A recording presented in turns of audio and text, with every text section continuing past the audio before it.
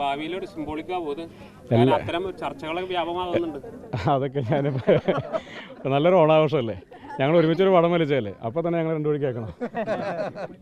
അല്ല, ഇപ്പോൾ ഈ വടംവലി പിന്നെ CPIയുടെ ഭാവി ഉപനേതാവും പിന്നെ കോൺഗ്രസിൻ്റെ യൂത്ത് കോൺഗ്രസിൻ്റെ സംസ്ഥാന അധ്യക്ഷൻ തമ്മില, ഇതൊരു ഭാവി രാഷ്ട്രീയത്തിൻ്റെ പ്രതീകമാണോ?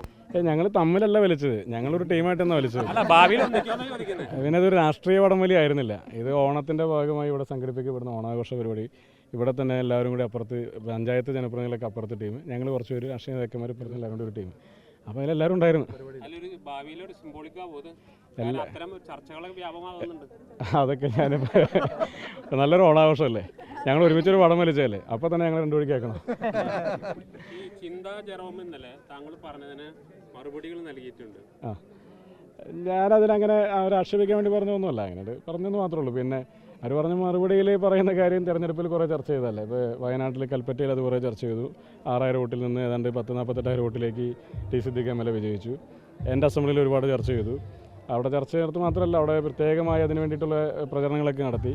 23,000 വോട്ടിന് 2 തവണ തോറ്റ സീറ്റിൽ ഞാൻ 8,000 വോട്ടിന് ഞാൻ വിജയിച്ചു. കേരളത്തിൽ എവിടെയൊക്കെ ആ വിഷയത്തെ പ്രചരണായുധമാക്കി ചർച്ച നടത്തിയോ അവിടെങ്ങളിൽ ഒരിടത്ത് പോലും ഇടതുപക്ഷത്തിന് അത് വിജയിപ്പിക്കാൻ വേണ്ടി കഴിഞ്ഞില്ല. അപ്പോൾ പഴയ ഒരു ബോംബ് ഇങ്ങനെ വീണ്ടും ഇടയ്ക്കിടയ്ക്ക് കയ്യിൽ നിന്ന് പൊട്ടുന്ന പോലെ പറഞ്ഞുകൊണ്ടിരുന്നിട്ട് പ്രത്യേകിച്ച് കഥയൊന്നുമില്ല. അതൊരു പറഞ്ഞാൽ അത്ര കണക്കാക്കേണ്ട കാര്യമുള്ളൂ.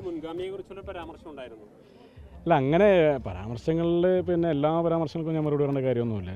അതിപ്പോൾ അവർ സ്വാഭാവികമായിട്ട് അവർക്കൊരു രാഷ്ട്രീയമായ ഒരു കാര്യത്തിന് മറുപടി പറഞ്ഞാൽ അവർ മറുപടി പറഞ്ഞാൽ അത്ര കണക്കാക്കിയാൽ മതി. അല്ലെങ്കിൽ പിന്നെ എല്ലാം ഒരുപാട് അങ്ങനെ ഏറ്റുപിടിക്കാനുള്ള സംഗതി ഒന്നും അതിനകത്തില്ല. വനിതാ പ്രസിഡൻ്റൊക്കെ യുവജന സംഘടനകളിലും രാഷ്ട്രീയ സംഘടനകളിലൊക്കെ വരുന്ന കാര്യം നല്ലതാണെന്ന് തന്നെയാണ് എൻ്റെ അഭിപ്രായം. ഞാൻ അതങ്ങനെ തന്നെയാണ് പറഞ്ഞത്. വനിതകളൊക്കെ നേതൃരംഗത്തേക്ക് വരണം. യൂത്ത് കോൺഗ്രസിനും വനിതകൾക്ക് കടന്നു വരാൻ കഴിയുന്ന സാഹചര്യങ്ങളിൽ അങ്ങനെ വരണം.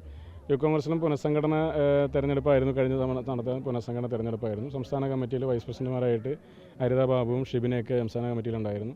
അതിനുശേഷം അഖിലേന്ത്യാ യൂത്ത് കോൺഗ്രസ് കമ്മിറ്റിയിലേക്ക് ആളുകളെടുത്ത സമയത്ത് അന്ന് സംസ്ഥാന വൈസ് പ്രസിഡന്റായിരുന്ന ഷിബിന അഖിലേന്ത്യാ സെക്രട്ടറിയായി, വിദ്യാ ബാലകൃഷ്ണൻ അഖിലേന്ത്യാ ജനറൽ സെക്രട്ടറി ആയിരുന്നു, രമ്യ ഹരിദാസ് അഖിലേന്ത്യാ യൂത്ത് കോൺഗ്രസിൻ്റെ ജനറൽ സെക്രട്ടറി ആയിരുന്നു.